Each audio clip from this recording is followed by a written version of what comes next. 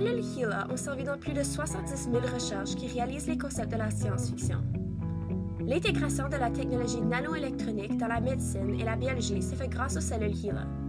L'équipe espagnole de José Antonio Plaza, de l'Institution de Microelectrónica de Barcelona, dirige présentement une recherche sur l'intégration des puces informatiques en silicium dans les cellules vivantes par la phagocytose, la microinjection et la liposuction.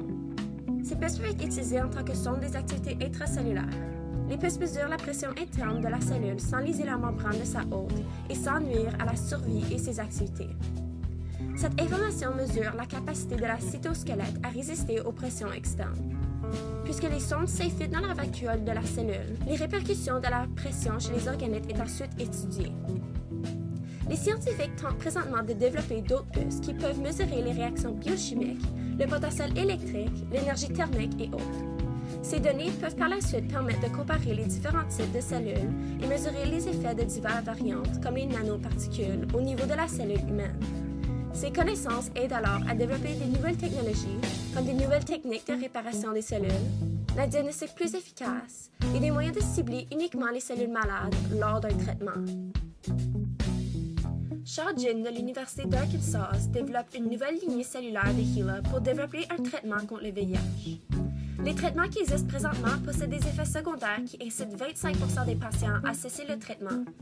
Le VIH nécessite le fonctionnement d'une enzyme appelée la protéinase. Shao Jin choisit alors d'ajouter le gène responsable de coder la production de cette enzyme dans la cellule HeLa.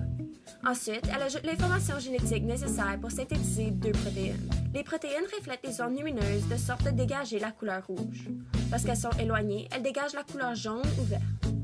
La protéinase reconnaît une séquence d'acides aminés et permet de diviser la protéine en deux. Donc, lorsque la protéinase est active, les protéines sont séparées et la cellule devient jaune ou verte. Lorsque la protéinase est inactive, les protéines demeurent ensemble et la cellule est rouge. Cette nouvelle type de cellule HeLa permet alors de mesurer la capacité d'un traitement quelconque à arrêter le fonctionnement de la protéinase. Si la protéinase demeure active, la maladie demeure active et le traitement ne fonctionne pas. Il est ainsi possible d'évaluer l'efficacité des drogues contre le VIH qui sont présentement en développement.